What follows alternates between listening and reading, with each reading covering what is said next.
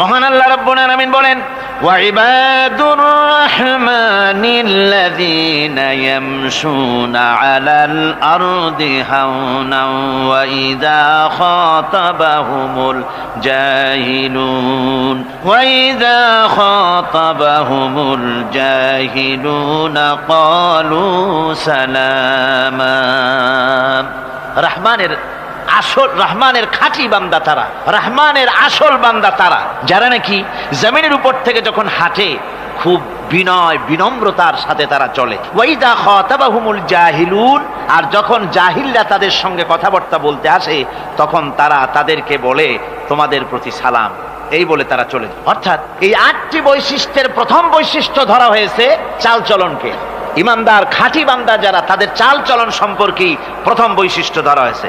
তার মানে হচ্ছে নির্লজ্জ, স্বৈরাচার, মাস্তান, গুন্ডা, বদমাশ, অত্যাচারী, এদের চাল চলন এক ধরনের। আবার অন্যদিকে ব্যক্তিত্ব সম্পন্ন, মর্যাদাবান, এরপরে শিক্ষিত, ভদ্র, মার্জিত, তাদের চালচলন ভিন্ন ধরনের। এই দুই শ্রেণীর চালচলন কি একরকম হয় নাকি? একরকম হয় না। তার কারণ হচ্ছে ব্যক্তির চালচলনের মাঝেই তার অবস্থাটা বোঝা যায় যে আসলে লোকটি কেমন।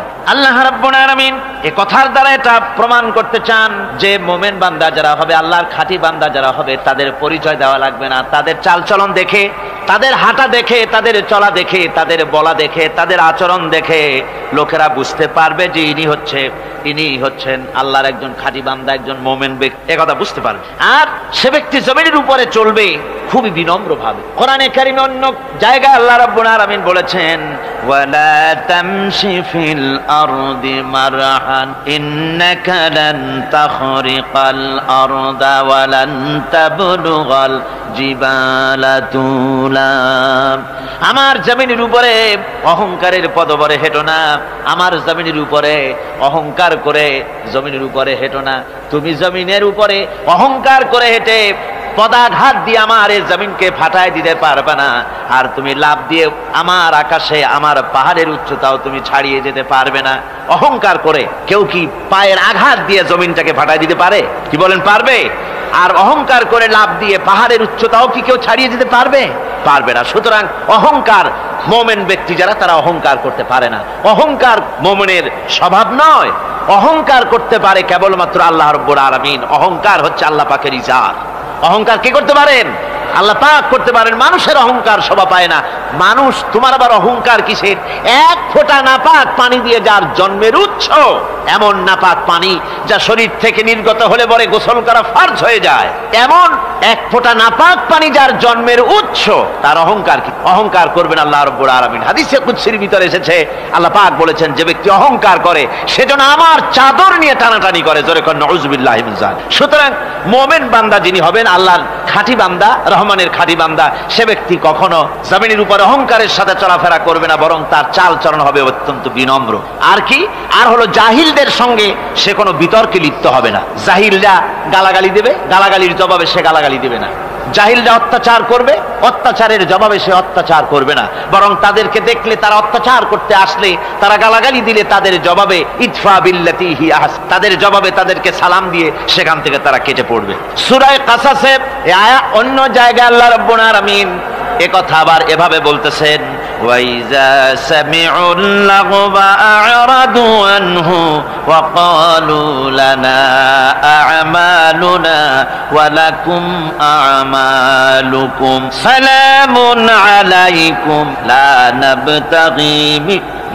নাবতাগিল জাহিলিন। আল্লাহ পাক বলছেন যে যখন মুমিনেরা পরস্পরে মুমিনদের সাথে জাহিলদের যখন দেখা সাক্ষাৎ হয়ে যায়, যখন ঝগড়ায় লিপ্ত হতে চায়, তখন মুমিনেরা যারা মুমিন বান্দা, আল্লাহর খাঁটি বান্দা, তারা বলবে যে তোমাদের আমলের প্রতিফল তোমরা পাবা, আমাদের কৃতকর্মের ফল আমরা পাবো। সুতরাং তোমাদের প্রতি সালাম, তোমাদের সাথে আমাদের কোনো সম্পর্ক নাই। ঝগড়াঝাটি না করে তারা ফিরে আসবে। আল্লাহ পাক এরপরে বলেন, ওয়াল্লাযীনা ইয়াবিতুনা লিরাব্বিহিম সুজ্জাদান ওয়া কিয়ামা রহমানের খাঁটি বান্দা তারাই আরেকটি বৈশিষ্ট্য, তাদের এই 2 নম্বরের বৈশিষ্ট্য বার বলা হচ্ছে রহমানের আল্লাহর খাঁটি বান্দার 2 নম্বরের বৈশিষ্ট্য সেটা হচ্ছে এই যে তারা রাত কাটায় তার রবের হুজুরে আল্লাহর দরবারে সেজদা দিয়ে দাঁড়িয়ে থেকে কান্দাকাটি করে তারা রাত গুজরান করে। জোরে বলেন সুবহানাল্লাহ। আর এর বিপরীত যারা তারা রাত কাটায় রাতের বেলা মদ জুয়া সিনেমা গান বাজনা অশ্লীলতা নাটক হাবিজাবি গল্প গুজব করে তারা তাদের রাত কাটায়। আর যারা মোমেন বান্দা আল্লাহর বান্দা যারা খাঁটি বান্দা তারা এই রাত তারা আল্লাহর ইবাদতের ভিতর থেকে কান্দাকাটির মধ্য দিয়ে দাঁড়িয়ে দাঁড়িয়ে অথবা সেজদার ভিতরে তারা তাদের রাত কাটিয়ে দেয়। কোরআনে কারীমে আল্লাহ রাব্বুল আলামিন এই কথা এভাবে বলেছেন, তাতাজাফা জুনুবুহুম আনিল মাদাজি'i ইয়াদউনা রাব্বাহুম খাওফান ওয়া তামআন। আমার মোমেন বান্দারা তাদের পার্শ্বদেশ এবং পৃষ্ঠদেশ বিছানার উপরে বেশি রাত থাকে না, তারা তাদের রবের প্রতি রবের ভয় আল্লাহর ভয় আশা পোষণ করে আর তারা আল্লাহকে ভয় করে তারা বিছান থেকে নিজের পিঠকে আলাদা করে নিয়ে তারা রাতের বেলায় আমার কাছে কান্দে, আমার কাছে দোয়া করে, তারা কান্দে ইবাদত করে। সূরা যারিয়াতের ভিতরে রব্বুল আলামিন বলতেছেন, কানু কালিলাম মিনাল লাইলি মা ইয়াহজাউনা ওয়া বিল আসহারি হুম ইস্তাগফিরুন। আমার এই মুমিন বান্দাগুলি আমার খাঁটি বান্দা যারা তারা সারা রাত ঘুমায় না, রাতের একটা অংশ মাত্র তারা ঘুমায়, সারা রাত ঘুমায় না, একটা অংশ তারা ঘুমায় আর বাকি অংশটুকুন শেষ রাত্রে তারা ওঠে আর আমার দরবারে তারা কান্দে, মাপ চায় আর কাঁদতে থাকে, চোখের পানি ফেলতে থাকে। আল্লাহ রাব্বুল আলামিন শেষ রাত্রে প্রথম আকাশে আসেন। হাদিস শরীফে এসেছে প্রথম আকাশে আল্লাহ রাব্বুল আলামিন এসে দুনিয়ার মানুষকে ডাকেন, কে আছো গুনাহ করে জীবন বোঝাই করে ফেলেছো, নাফরমানি করেছো, গুনাহ করেছো অথবা বিপদে পড়েছো, ঋণগ্রস্ত হয়ে পড়েছো, অসুবিধায় পড়েছো, মামলা মকদ্দমায় পড়েছো, আমার কাছে মাপ চাও, আমার কাছে সাহায্য চাও। এই সময় যে সমস্ত বান্দারা আরামের ঘুমকে হারাম করে আল্লাহর দরবারে কাঁদতে থাকে, তাহাজ্জুদের নামাজ আদায় করে যখন হাত তুলে কাঁদে, আল্লাহ পাক তখন এই দৃশ্য দেখে ফেরেশতাদের বলেন, ও আমার ফেরেশতারা আমার ওই বান্দাগুলি কাঁদে কেন? সমস্ত মানুষ যখন ঘুমানো এই বান্দাগুলি কাঁদে কেন বলো? ফেরেশতারা বলে, আল্লাহ তুমি তো ভালো করে জানো। ফেরেশতারা বলে, আল্লাহ পাক বলবেন, তবুও তোমাদের মুখ থেকে শুনতে চাই। ফেরেশতারা তখন বলবে, রব্বুল আলামিন তোমার বান্দা গুনাহ করেছে, জাহান্নামের ভয়তে তোমার কাছে কাঁদতেছে, তোমার ভয়তে কাঁদে, জাহান্নামের ভয়তে কাঁদে। আল্লাহ জিজ্ঞেস করেন, ফেরেশতারা ওরা যে আমার ভয়তে কাঁদে ওরা কি আমারে দেখছে নাকি? ফেরেশতারা বলেন, না খোদা তোমারে দেখে নাই। আল্লাহ পাক বলেন, ওরা আমার যে জাহান্নামের ভয়তে কাঁদে ওই জাহান্নাম তারা দেখেছে নাকি? ফেরেশতারা বলে, না আল্লাহ তোমার জাহান্নাম ওরা দেখে নাই, তোমার বেহেশত কিছুই দেখে নাই। আল্লাহ পাক বলেন, ও আমার ফেরেশতারা এই বান্দাগুলি আমার দুজক দেখে নাই, আমাকে দেখে নাই, হাসর মিজান সিরাত কিছুই দেখে নাই, শুধু কোরআনের কথা শুনে, আমার নবীর কথা শুনে, আমার কোরআনের কথা শুনে বিশ্বাস করে আরামের ঘুমকে হারাম করে কিভাবে কাঁদতেছে তাকায় দেখ। আমার রহমতের দরিয়ায় জোশ মেরে গেছে, তোরা সাক্ষী থেকে যা, আমার ওই ক্রন্দনরত বান্দাগুলিকে আমি আল্লাহ মাফ করে দিলাম। আমার ভাইয়েরা, আল্লাহ পাক বলেন, আম্মান হুয়া কানিতুন আনা আল-লাইলি সাজিদাও ওয়া কাইমান। আল্লাহ রাব্বুল আলামিন বলেন, সিজদার ভিতরে আর দাঁড়ানোর ভিতরে আমার এই বান্দাগুলি আখিরাতে আমার সঙ্গে দেখা করা লাগবে এই ভয়তে, জাহান্নামের ভয়তে তারা কাঁদে, এভাবে কাঁদতে থাকে আর আল্লাহ পাক ওই সময় তাদের গুনাহ মাফ করতে থাকেন। কোরআনে কারীমের ভিতরে আল্লাহ পাক বলেন, সারা রাত ঘুমাতে আল্লাহ নিষেধ করেছেন, সারা রাত যেন ঘুমায়ো না, পাইকারি দরে ঘুমায়ো না, একটু জাগো। ওয়াজকুর ইসমা রাব্বিকা বুকরাতাও ওয়া আসীলা। সকাল এবং সন্ধ্যায় তোমার প্রভুর তোমার রবের জিকির করো, স্মরণ করো। وَمِنَ اللَّيْلِ فَاسْجُدْ لَهُ وَسَبِّحْهُ لَيْلًا طَوِيلًا। তোমার রাতের বেলায় রাতের একটা অংশ সিজদায় অবনত হও, আর রাতের দীর্ঘ সময় ঘুমায় থেকো না, হয় একটা লম্বা সময় ঘুমাও, কিন্তু একটা অংশ রাখো যে সময় তুমি আমার দরবারে সিজদায় পড়ে যাবে, কাঁদবে। আমার বন্ধুগণ, রাতটা ওয়াজআলনাল লাইলা সুবাতা, আল্লাহ রাব্বুল আলামিন ওয়াজআলনা সুবাতা ওয়াজআলনান নাওমা সুবাতা ওয়াজআলনাল লাইলা লিবাসা, ঘুমকে বানাইছেন আল্লাহ শান্তির বাহন, আর রাতকে করেছেন আচ্ছাদন। রাতকে কি করেছেন? আচ্ছাদন। রাতকে একটা পর্দা লাগিয়ে দিয়েছেন, রাতের পর্দা। যেহেতু প্রেম ভালোবাসা ঢোল পিটায় করা যায় না। ঢোল পিটায় প্রেম করা যায়? যায় না। মানুষকে দেখায় দেখায় প্রেম ভালোবাসা করা যায় না। এটা হলো দুনিয়ার রীতিনীতি। দুনিয়ায় যেটা মানুষেরা করে, আসল সবচাইতে বড় ভালোবাসার পাত্র হলেন আল্লাহ, মাশুক হলেন আল্লাহ, আশেক হলো মানুষ। আশেক এবং মাশুকের ভিতরে প্রেম বিনিময় হবে, ভালোবাসার আদান প্রদান হবে, কথোপকথন হবে। এজন্য দিনের কোলাহল পূর্ণ অবস্থায় তা হয় না বলে রব্বুল আলামিন বলেন, আমি তোমাদের জন্য রাতকে একটা আচ্ছাদন, একটা পর্দা বানায় দিয়েছি। এই রাতের পর্দার ভিতরে থেকে আমারে ডাকো, আমাকে আমার কাছেই তুমি আমাকে ডাকো, একটা লম্বা সময় নিয়ে আমাকে বলতে থাকো, আমাকে ডাকতে থাকো। আল্লাহ পাক তার নবীকেও বলেছেন, ইয়া আইয়ুহাল মুযাম্মিলু কুমিল লাইলা ইল্লা কালিলা, হে চাদর আচ্ছাদিত ব্যক্তি, রাত্রিকালে সালাতে দণ্ডায়মান থাকো, কিন্তু কম, সারা রাত জাগার দরকার নেই। একটা অংশ জাগো যখন তুমি আমার জন্য কাঁদবে, আমার জন্য সিজদায় পড়ে থাকবে। রাসূল পাক সাল্লাল্লাহু আলাইহি সাল্লাম তাহাজ্জুদের নামাজি সিজদায় পড়ে থাকতেন, রাতে ঘন্টার পর ঘন্টা চলে যেতেছে।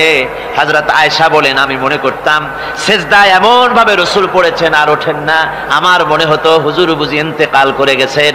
আমি রাসূলের পায়ের আঙ্গুল ধরে আস্তে করে চাপ দিতাম, হুজুর তাতে একটু ব্যথা পেয়ে আঙ্গুল নাড়া দিতেন, তখন আমি মনে করতাম আল্লাহর নবী বিদায় হন নাই, বেঁচে আছেন।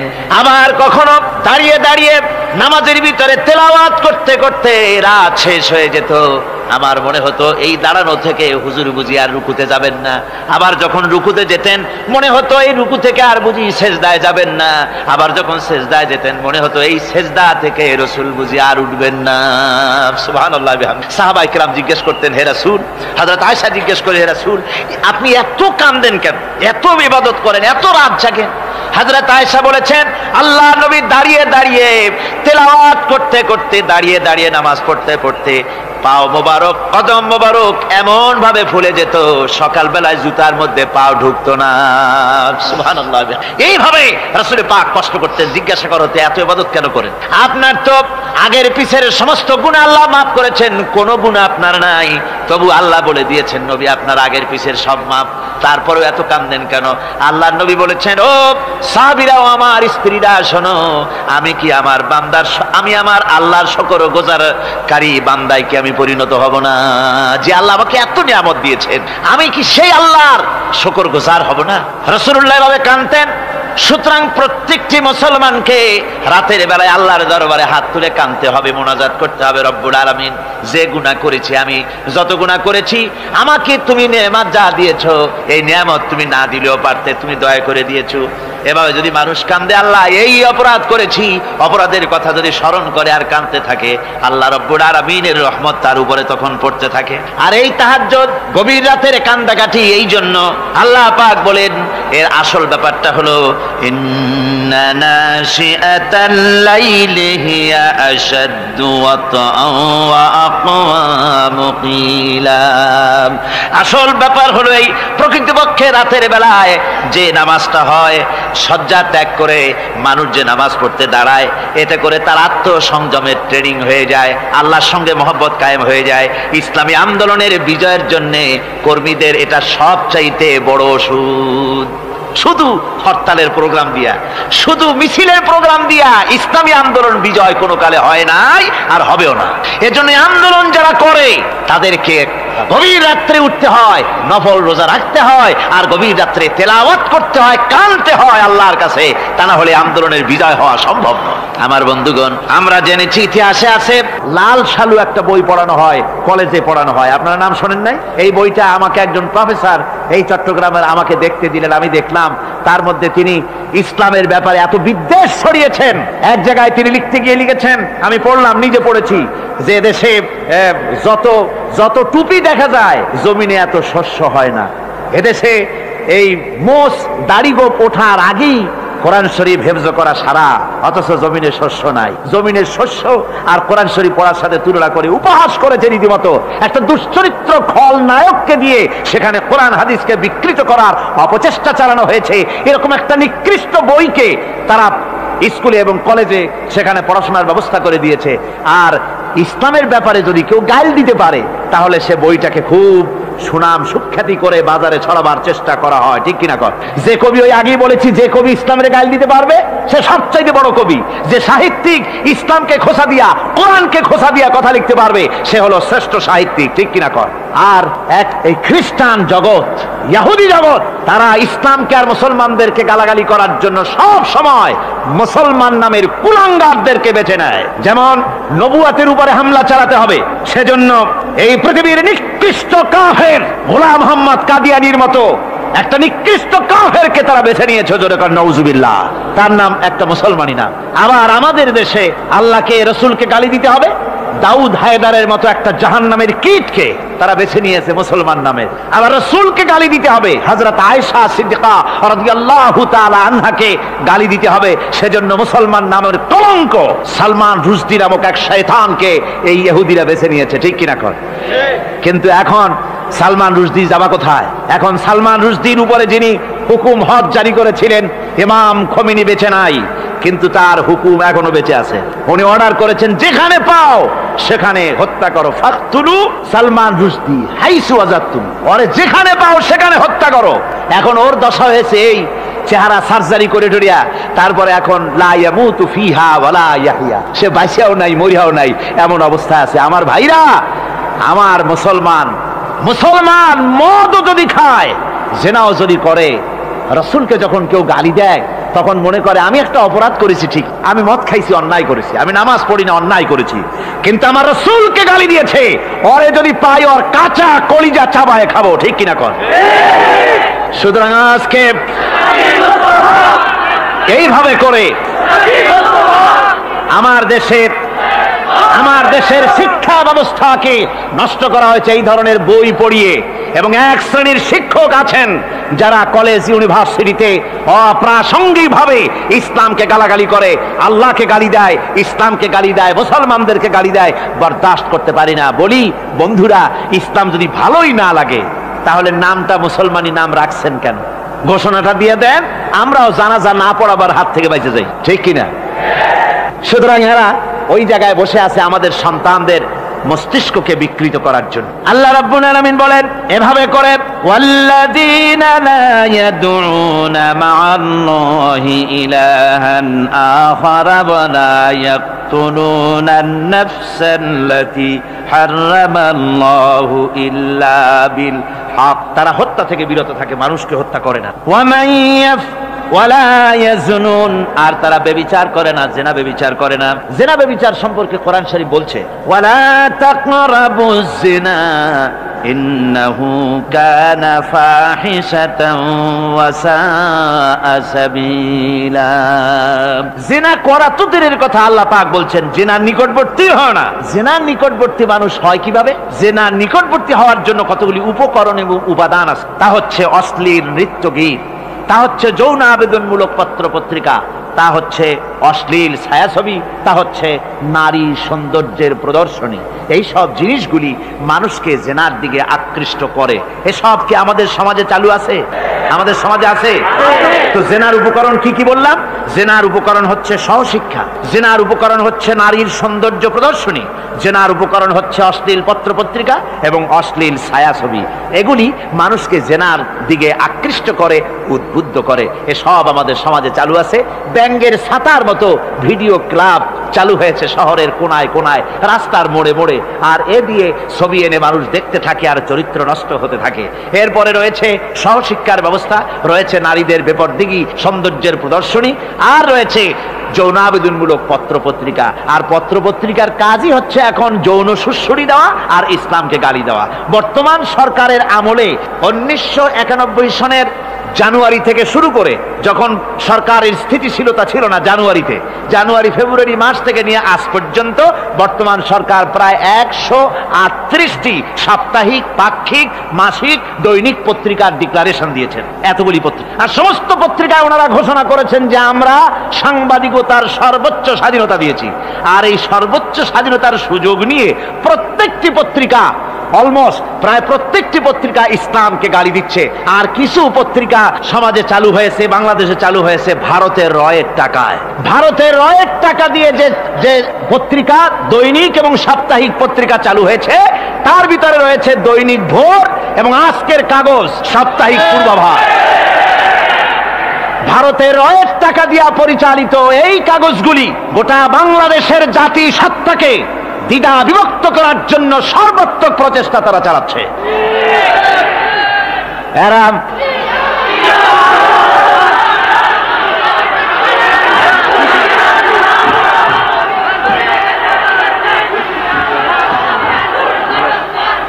আমার বন্ধুগণ, এ ধরনের একটা না, প্রয়োজন হলে সব নাম আমরা তুলে ধরবো।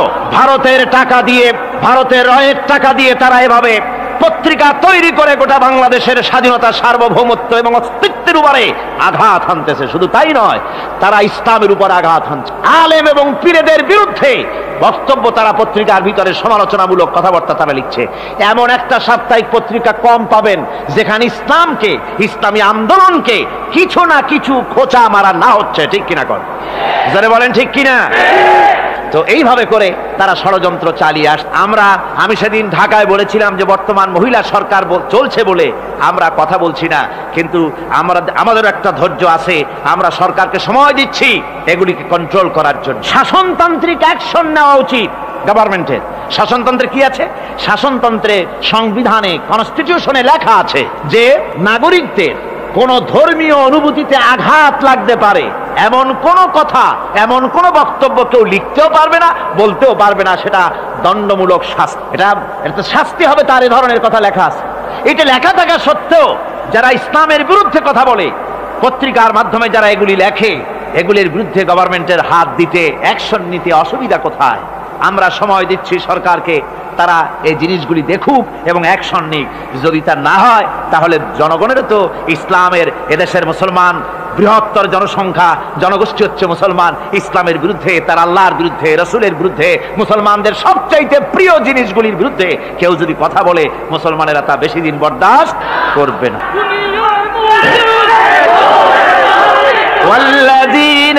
আল্লাহ পাকের বলে বলেন, ইউদাআফ লাহুল আযাবু ইয়াওমাল কিয়ামাতি ওয়া ইয়াখলুদ ফীহি মুহানা। এই সব কাজ যারা করবে, আল্লাহকে বাদ দিয়ে যারা আল্লাহকে বাদ দিয়ে অন্যকে মাবুদ বলে ডাকবে আর হত্যা করবে, জিনা করবে, আল্লাহ বলেন তাদেরকে কিয়ামতের দিন পুনঃ আযাব দেওয়া হবে। আর তাদেরকে ওয়ায়াখলুদ ফীহি মুহানা, তারা বড় লাঞ্ছনার জীবন যাপন করবে, সেখানে লাঞ্ছনার সাথে তারা বসবাস করবে। ইল্লা মান তাবা ওয়া আমানা ওয়া আমিলা আমালান সালিহান ফাউলাইকা ইউবাদদিলুল্লাহু সাইয়্যাতিহিম হাসানাত ওয়া কানা আল্লাহু গফুরার রহিমা। ইল্লা মান তাবা, এই সমস্ত আযাব থেকে বাঁচবে কারা? বাঁচবে সেই সব লোক যারা তওবা করেছে এবং নেক আমল করেছে।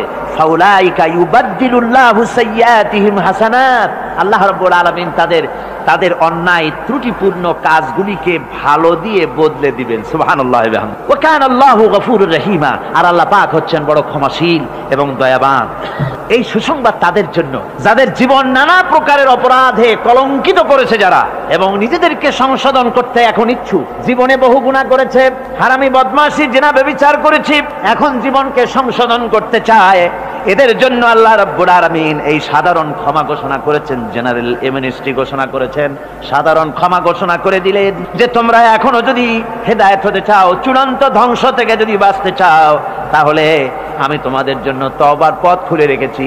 আল্লাহ যদি এই তওবার পথ খুলে না দিতেন তাহলে মানুষ হতাশায় নিরাশায় শয়তান হয়ে যেত, তার মানে আরো পাপ করত। যখন আর কোনো গুনাহ যখন মাফই হবে না, তখন আর কি করা যায়, আরো বেশি পাপের মধ্যে লিপ্ত হয়ে যায়। আমার ভাইরা, আল্লাহ রাব্বুল আলামিন মানুষের জন্য তওবা করার জন্য, গুনাহ মাফের জন্য দরজা খুলে রেখেছে। ইবনে জারীর তাবারীর একটি বর্ণনা এসেছে, হযরত আবু হুরায়রা রাদিয়াল্লাহু তাআলা আনহু তিনি বলছেন যে আমি ইশার নামাজ পড়ে মসজিদে নববী থেকে ইশার নামাজ পড়ে ঘরে আসতেছিলাম। ঘরে আসার সময় দেখি আমার দরজার কাছে একজন মহিলা দাঁড়ান। সে আমাকে সালাম বলল, আমি তাকে তার সালামের জবাব দিয়ে ঘরের মধ্যে প্রবেশ করলাম। কিছুক্ষণ পরে ওই মহিলা দরজায় নক করলেন। আমি দরজা খুলে জিজ্ঞেস করলাম, কি চাও? তিনি বললেন যে আমি শয়তানের ওয়াসওয়াসায় পড়ে জিনা করেছি এবং এই জিনা করার পর আমি গর্ভবতী হয়েছি, এরপরে একটা সন্তান হয়েছে, আমি সেই সন্তানকেও মেরে ফেলে দিয়েছি। এখন আমার বাঁচার পথ, আমার এখন এই গুনাহ মাফ হওয়ার পথ। হযরত আবু হুরায়রা রাদিয়াল্লাহু তাআলা আনহু বলছেন যে অসম্ভব, তোমার এই গুনাহ মাফ হবে না। মহিলা তখন যাওয়ার সময় কাঁদতে কাঁদতে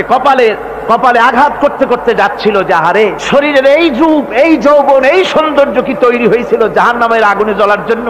এইভাবে করে চিৎকার দিতে দিতে মহিলা যাচ্ছে। হযরত আবু হুরায়রা বলেন, আমি সকালবেলায় আল্লাহ রাসূলের সঙ্গে ফজরের নামাজ আদায় করে আল্লাহ নবীকে ঘটনা শোনালাম। বললাম, হে রাসূল, আমি তো মহিলাকে এইরকম জবাব দিয়ে। হযরত আবু হুরায়রা দৌড়ে গেলেন, বললেন, আমি ছুটতে লাগলাম, এমন ভুল আমি কথা বলেছি। মহিলা তো হতাশ হয়ে গিয়েছে।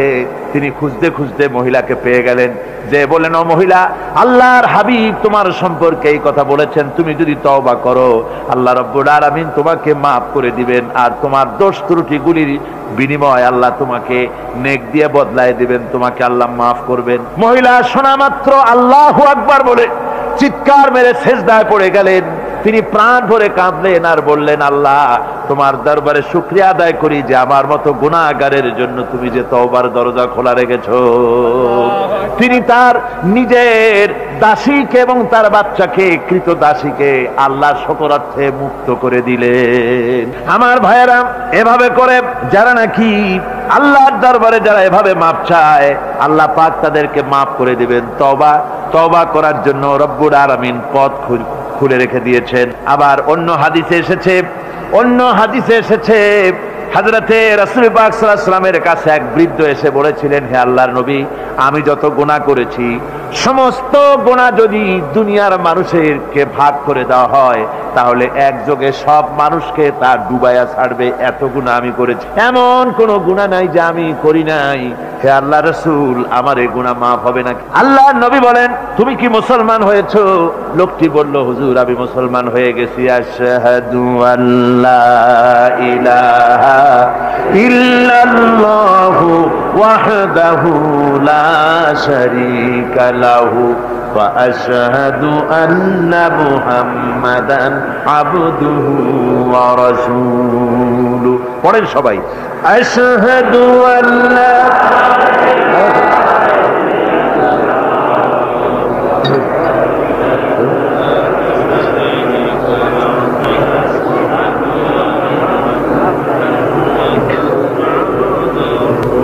ওই লোকটি যখন কলেমা পড়লেন, বললেন, আমি মুসলমান হয়েছি।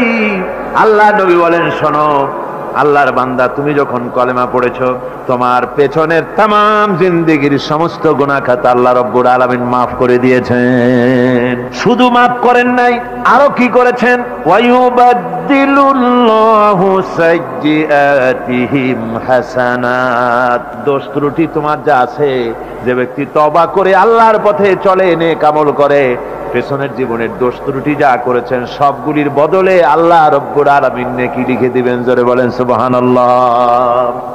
তার মানে হচ্ছে জীবনে যত অপরাধ করেছিল, তওবা করে যখন ভালো কাজ করবে আর পেছনের কথাগুলি যখন মনে করবে গভীর রাত্রে, আল্লাহ আমি এই ধরনের পাপ করেছিলাম, চুরি করেছি, ডাকাতি করেছি, জেনা করেছি, মদ খেয়েছি, মিথ্যা কথা বলেছি, এই সব কথা বলে যত অনুশোচনা করবে আর অনুতপ্ত হবে, চোখ দিয়া যত পানি পড়বে, নতুন নতুন করে তার আমল নামে আল্লাহ নেকি লিখতে থাকবেন। জোরে বলেন সুবহানাল্লাহ।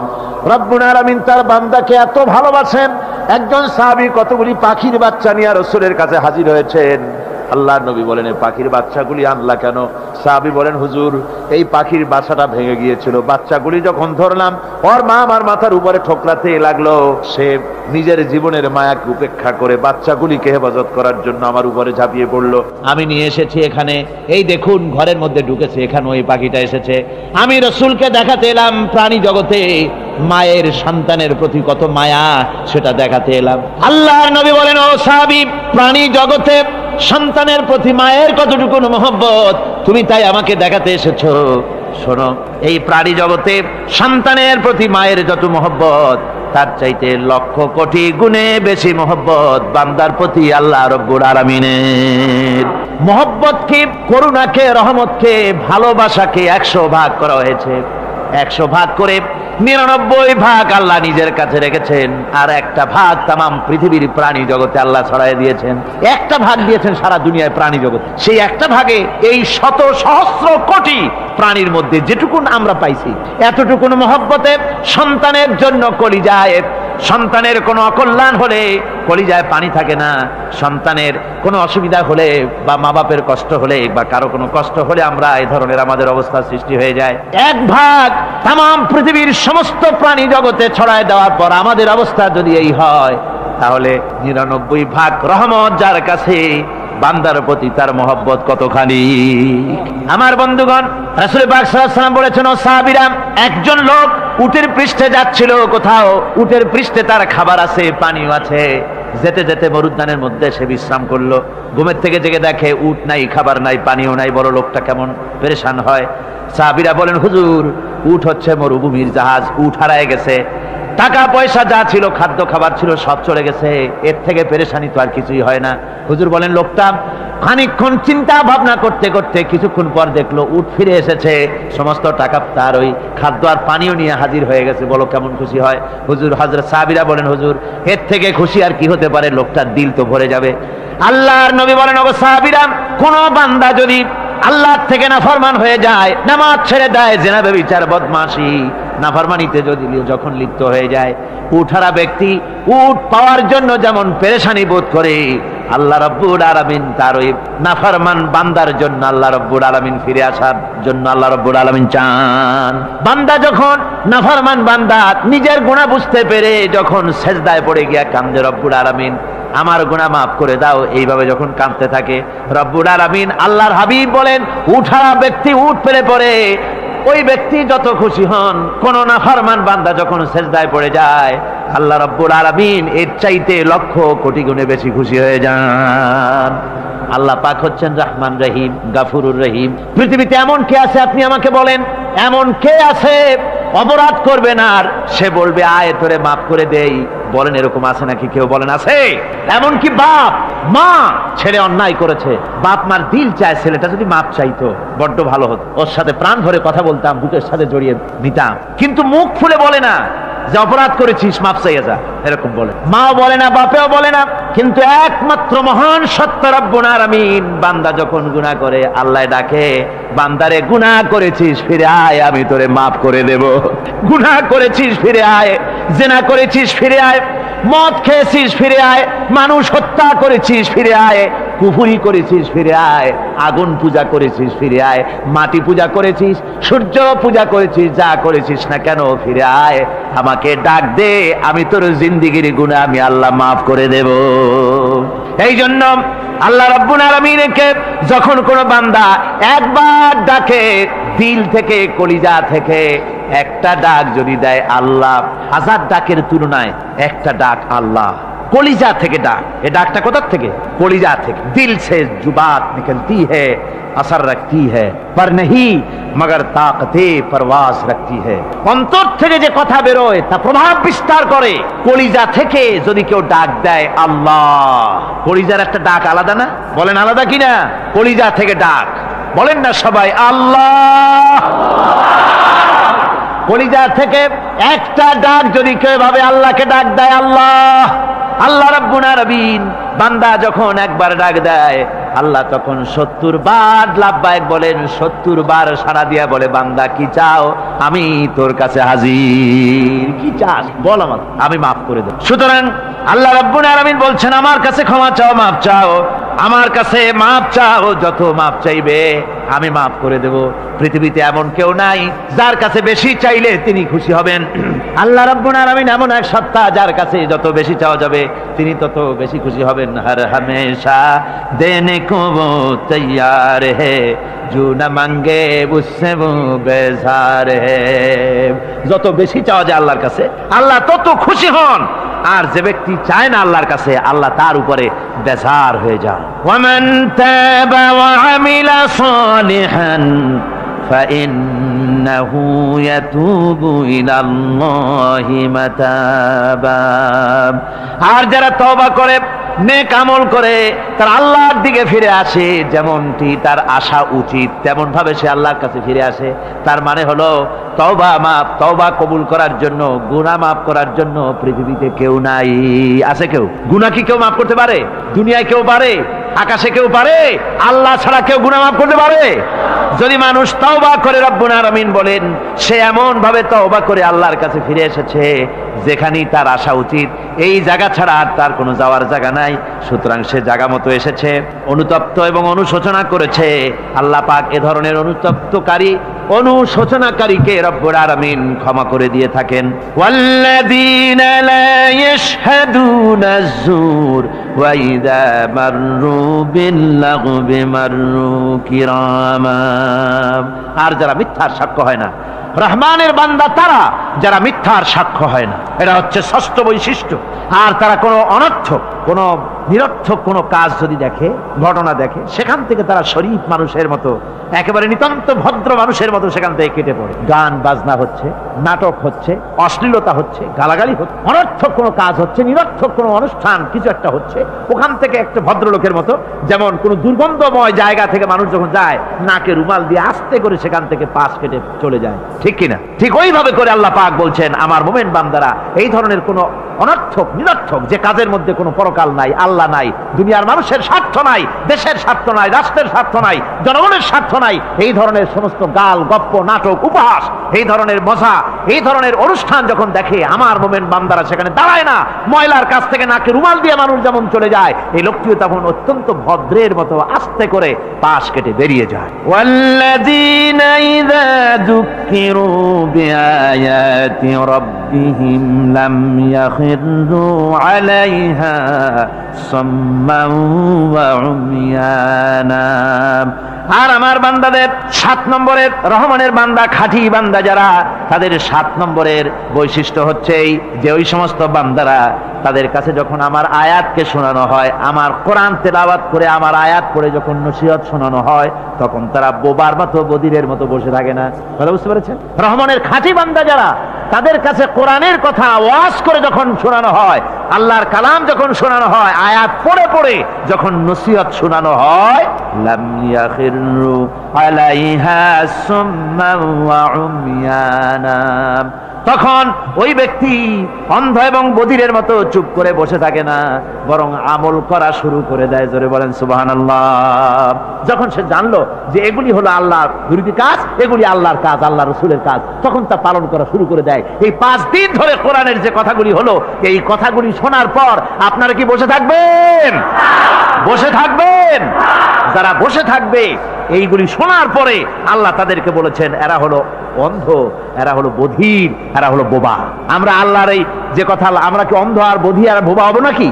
আমরা হব না। আমরা অন্ধ নয়, বধির নয়, বোবা নই, বরং আল্লাহ যা বলেছেন, যা শুনলাম সামি'না ওয়া আতা'না, এই 5 দিন ধরে যা শুনলাম আল্লাহর কথা, কার কথা শুনলাম? আর সমস্ত কথা আমরা আমল করব। জোরে কোন আমিন।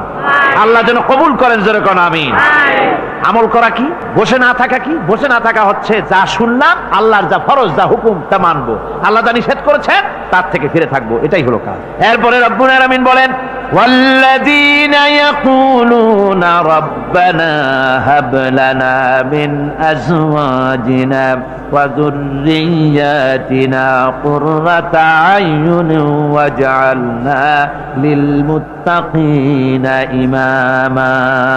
রহমানের বান্দা 8ম নম্বর এবং শেষ নাম্বার হচ্ছে এটা বৈশিষ্ট্য এই যে তারা রহমানের যারা খাঁটি বান্দা, আল্লাহর যারা খাঁটি বান্দা, তারা রব্বুল আলামিনের কাছে মুনাজাত করে, আমার রব, আয় আমার আল্লাহ, হাবলানা মিন আজওয়াজিনা, ওয়া যুররিয়াতিনা, আমাদের এবং আমাদের স্ত্রীদের আর আমাদের সন্তানদেরকে তুমি দয়া করে আমাদের চক্ষুর শীতলতা বানায় দাও। জোরে বলেন আমিন। ওয়াজআলনা লিল মুত্তাকিনা ইমামা, আর আমার এই সন্তানদেরকে তুমি মুত্তাকিদের ইমাম বানায় দাও। শুধু মুত্তাকি বানায়ও না, মুত্তাকিদের নেতা বানায় দাও। জোরে কোন সুবহানাল্লাহ। এই সূরাটা এইটা তখনকার কথা যখন এই মুমিনদের মক্কি সূরা, তো এটা যখন মক্কা শরীফে দেখা গেল যে মুসলমানেরা, যিনি ইসলাম কবুল করেছেন তার বাপ কাফের, যিনি ইসলাম কবুল করেছেন কারো বাপ কাফের, কারো মা কাফের, কারো সন্তান কাফের, কারো মেয়ে কাফের, কারো জামাই কাফের, সব প্রিয়জনেরা কুফরি হালতে আছে। আর এগুলি দেখে তাদের চক্ষুর মধ্যে কাটা বিঁধতেছিল, চক্ষু জর্জরিত হয়ে যাচ্ছিল। নিজের সন্তানের চেহারা যত ভালো হোক, সন্তান যতই শিক্ষা দীক্ষা থেকে যতই উন্নত আর ভালো হোক না কেন, সে যদি জাহান্নামের দিকে অগ্রসর হতে থাকে, কোন নেককার ইমানদার পিতার মনে তার সান্ত্বনার কারণ হতে পারে না। সে তখন আল্লাহর দরবারে, আল্লাহ পাক বলেন ওই মুমিন বান্দারা আমার কাছে দোয়া করে যে রব্বুল আলামিন আমার সন্তানদেরকে, আমার স্ত্রীদেরকে আমার চোখের শীতলতা বানাও, তাদের আমল আখলা কেমন বানাও, যাতে আমাদের চক্ষু ঠান্ডা হয়ে যায়। জোরে বলেন আমিন, জোরে বলেন আমিন। সন্তানদের জন্য আল্লাহর কাছে দোয়া করতে হবে।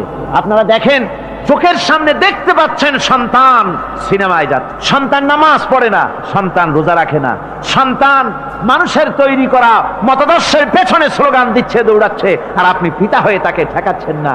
ওই ছেলে তো জাহান্নামে যাচ্ছে, আপনার দরদ হওয়া উচিত, ওই ছেলেকে ফিরানো দরকার আর আল্লাহর কাছে দোয়া করা দরকার। আমার বন্ধুগণ, দোয়া আল্লাহ নিজেই শিখাই দিচ্ছেন, দোয়া করো।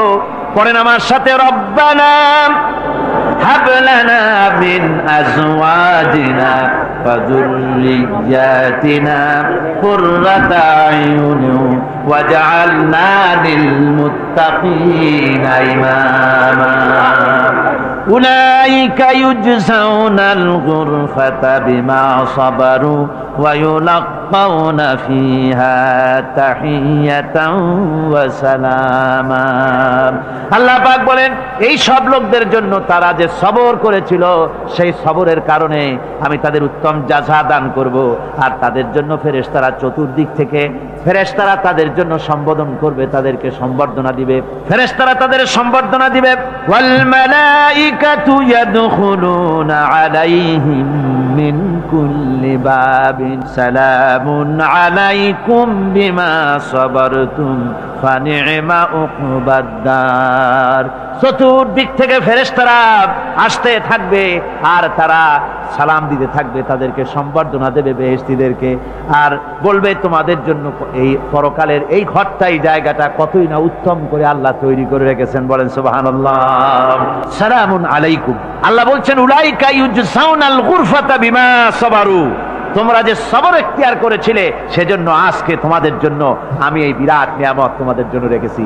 দিনকে চালু করতে গেলে, ইসলামী আন্দোলন করতে গেলে বিপদ আসে, আর সেই বিপদে সবর এখতিয়ার করতে হয়। কত ভয় আসে, লোভ আসে, কত কিছু আসে, এগুলিকে উপেক্ষা করে যারা ইসলামী আন্দোলনের জন্য নফসের খাহেশকে, আরামকে হারাম করে দিয়ে আন্দোলনে যারা ঝাঁপিয়ে পড়তে পারে, তাদের জন্য আল্লাহ পাক এই সমস্ত নিয়ামত রেখে দিয়েছেন। কুল মা ইয়াবাউ বিকুম রাব্বি লাউলা দুআউকুম ফাকাদ কাযযাবতুম ফাসাউফা ইয়াকুনু লিজামা।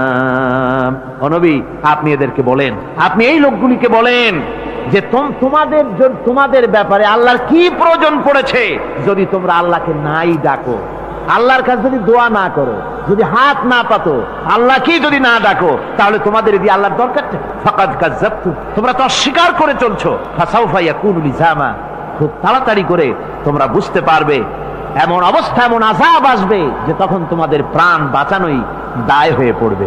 আমার বন্ধুগণ, একটা মানুষের সাথে মানুষও সৃষ্টি আর পাথরও সৃষ্টি, পাথরও একটা মাখলুক, মানুষও মাখলুক। পাথরের সাথে মানুষের পার্থক্য কোথায়? পাথর আল্লাহর দরবারে হাত তুলতে পারে না, আল্লাহকে ডাকতে পারে না, মোনাজাত করতে পারে না। মানুষ ডাকতে পারে, হাত তুলতে পারে, তার হাত দেওয়া আছে। মানুষ হয়ে যদি আল্লাহর দরবারে হাত তুলতে না পারলেন, চোখের পানি যদি না ফেলতে পারলেন, আল্লাহ পাক বলছেন ও নবী বলে দেন, আপনি বলুন তোমাদের দিয়ে কি প্রয়োজন আল্লাহর? লাউলা দুআউকুম, তোমরা যদি সেই আল্লাহকে যদি না ডাকো, যদি তার কাছে হাত না তোলো, তাহলে তোমাদের দিয়ে আল্লাহর দরকারটা কি? তোমাদেরকে রব্বুল আলামিন তৃণখণ্ডের মতো উড়িয়ে দিবেন, কোন মর্যাদা থাকবে না আল্লাহর কাছে। সুতরাং মর্যাদা পেতে হলে আল্লাহকে ডাকতে হবে, আল্লাহর কাছে চাইতে হবে। এভাবে করে আল্লাহ পাক তার বান্দাদেরকে নির্দেশ করছেন। আমার বন্ধুগণ, এই মোট 8টি বৈশিষ্ট্য ইসলামের আপনার মোমেন বান্দাদের জন্য, রহমানের খাঁটি বান্দাদের জন্য এই 8টি বৈশিষ্ট্য আল্লাহ পাক দান করেছেন। এই 8টি বৈশিষ্ট্য যেন আল্লাহ পাক আমাদের মধ্যে দান করে দেন। জোরে বলেন আমিন, আরো জোরে বলেন আমিন। 8টি বৈশিষ্ট্যের জন্য আল্লাহ পাক বেহেশতও রেখেছেন 8টি। বেহেশত কয়টি? এই 8টি বেহেশতের দরওয়াজা আল্লাহ যেন আমাদের জন্য কিয়ামতে খুলে দেন। জোরে কোন আমিন। আমার ভাইরা, আল্লাহ রাব্বুল আলামিন এই কোরআন যে নাজিল করেছিলেন, এই কোরআন দিয়ে এই ধরনের নৈতিক গুণে গুণান্বিত একটা জনসমষ্টি তৈরি করেছিলেন আল্লাহর হাবিব জনাব মুহাম্মদ রাসূলুল্লাহ সাল্লাল্লাহু আলাইহি ওয়াসাল্লাম। আর সেই জনসমষ্টি দিয়ে রাসূল পাক সাল্লাল্লাহু আলাইহি ওয়াসাল্লাম একটি ইসলামী কল্যাণমূলক রাষ্ট্র তৈরি করেছিলেন। রাসূলুল্লাহ কি করেছিলেন? একটা রাষ্ট্র। এই যা বললাম, এই 5 দিন ধরে যা বললাম, এই সব গুণাবলী দিয়ে, এই সব বৈশিষ্ট্য দিয়ে রাসূলুল্লাহ একটা জনগোষ্ঠী তৈরি করেছিলেন। সেই জনগোষ্ঠী নিয়ে মক্কি জিন্দেগি থেকে রাসূলুল্লাহ মদিনায় আসলেন। আর মদিনায় এসে রাসূলুল্লাহ এখন রাষ্ট্রপ্রধান হয়ে গেলেন। কি হয়ে গেলেন? রাষ্ট্রপ্রধান, প্রেসিডেন্ট হয়ে গেলেন। রাসূলুল্লাহ আজকে প্রেসিডেন্ট, রাষ্ট্র হলো। আর কোরআন দিলেন সংবিধান হিসাবে, শাসনতন্ত্র হিসাবে। আল্লাহর নবী বললেন, আজকে আমি দেশবাসীকে এমন একটা কনস্টিটিউশন, এমন একটি সংবিধান দেশবাসীকে আমি দিলাম, যেই সংবিধানের বদৌলতে সমাজে আর চুরি থাকবে না, ডাকাতি থাকবে না, জেনা থাকবে না, ব্যভিচার থাকবে না। এর বদৌলতে মানুষ এখন দরজা খুলে ঘুমাতে পারবে, আর কোনো অশান্তি থাকবে না, চুরি হবে না, ডাকাতি হবে না, নারী ধর্ষণ হবে না, হত্যা হবে না, আরামের জমিন হয়ে যাবে, আর মানুষ শান্তিতে বসবাস করতে পারবে। হুজুর বললেন, খায়রুল কুরুনি কারনি, সর্বশ্রেষ্ঠ যুগ হচ্ছে আমার যুগ। আমার বন্ধুগণ, কোরআনের সমাজই ছিল পৃথিবীর সর্বশ্রেষ্ঠ সমাজ। সেই সমাজ ব্যবস্থাকে আমরা ভুলে গিয়েছি। আজকে সমাজতন্ত্র ব্যর্থ হলো কেন? কমিউনিজম ব্যর্থ হলো কেন? ব্যর্থ হওয়ার একমাত্র কারণ হলো তারা মানুষকে খেতে দিতে পারে নাই, পড়তে দিতে পারে নাই। পুঁজিবাদও ব্যর্থ, সমাজতন্ত্র ব্যর্থ। আসলে ওরা বলেছে আমরা সবাইকে সমান করে দেব, খাইতে দেব, পড়তে দেব, কাপড় দেব, চোপড় দেব, ওষুধ দেব, তোমাদের মৌলিক অধিকার, মৌলিক প্রয়োজন মিটাবো, এগুলি সব তারা বলেছে। কিন্তু মৌলিক প্রয়োজন মিটাতে পারে নাই। 70 বছর যেতে পারল না, বিদায় হয়ে গিয়েছে। মৌলিক প্রয়োজন মিটাতে পারে শুধুমাত্র কোরআন। কে মিটাতে পারে? জোরে বলেন, কে পারে? কোরআন পারে মানুষের মৌলিক প্রয়োজন মিটাতে। তাই এই কোরআনে কারীমকে আল্লাহ রাব্বুল আলামিন অবতীর্ণ করলেন। আর কোরআন দিয়ে রাসূল পাক সাল্লাল্লাহু আলাইহি ওয়াসাল্লাম একটা সমাজ তৈরি করলেন, এমন সমাজ যেখানে রাষ্ট্রপ্রধানের পেট ফুলে উঠল না খাইয়া, রাষ্ট্রপ্রধানের বিরাট বিল্ডিং উঠল না, বিদেশে টাকা জমা হলো না। আজকে আমরা দেখি পৃথিবীতে কত জায়গায় রাষ্ট্রপ্রধান নিজের ছেলেবেলে নাই, হাওলাত করা ছেলে একটা, তাও যদি এত টাকা পয়সা বিদেশে জমা করে, তাহলে মানুষেরা মন্তব্য করে যদি নিজের ছেলে থাকতো তাহলে তো গোটা বাংলাদেশ বিদেশি ব্যাংকে জমা দিয়ে দিত। ইসলাম পৃথিবীতে এসেছে মানুষকে এমন এক শান্তির বিধান দিতে। রাষ্ট্রপ্রধান মুহাম্মদ রাসূলুল্লাহ সাল্লাল্লাহু আলাইহি ওয়াসাল্লাম, মানুষ খাবার পেয়েছে, দরজা খুলে ঘুমাবার সুযোগ পেয়েছে। আজ হযরত আবু হুরায়রা রাদিয়াল্লাহু তাআলা আনহু বলেন, আমি রাসূলুল্লাহর কাছে গেলাম, হুজুরকে গিয়ে সালাম করলাম। আল্লাহর নবী সালামের জবাব দিলেন, কিন্তু দেখতে পেলাম মুখ নড়ে, আওয়াজ বেরোলো না। কারণ কি? কাছে গিয়ে দেখি নবীজি ক্ষুধার যন্ত্রণায় কথা বলতেছেন, আওয়াজ বেরোতেছে না। এত ক্ষুধা লেগেছে আল্লাহর নবীর। 2-4 দিন চলে গেছে, খাবার নাই। রাসূলুল্লাহ সমস্ত গনিমতের মাল, যাকাত সদকার মালগুলি, খাদ্য দ্রব্যগুলি দুহাতে বিতরণ করেছেন। নিজের পেটে খাবার নাই, মানুষকে দিতেছেন। দিতে দিতে এশার নামাজ পড়ে নবীজি ঘরের মধ্যে প্রবেশ করে হযরত আয়েশা সিদ্দিকা রাদিয়াল্লাহু তাআলা আনহাকে ডেকে বলেন, আয়েশা রে, সারাদিন কষ্ট করেছি, দারুণ ক্ষুধা লেগেছে, তাড়াতাড়ি করে কিছু খাবার আমারে এনে দাও। হযরত আয়েশা হুজুরের ক্ষুধার্ত শ্রান্ত ক্লান্ত চেহারার দিকে তাকাইয়া হযরত আয়েশা কেঁদে ফেলেছেন। হযরত মা আয়েশা কাঁদেন আর বলেন, ইয়া রাসূলুল্লাহ, হে আল্লাহর নামের কসম করে বলি, আমি আয়েশার ঘরে কোনো পানি ছাড়া কোনো খাবার নাই। এই ছিল রাসূলের আদর্শ।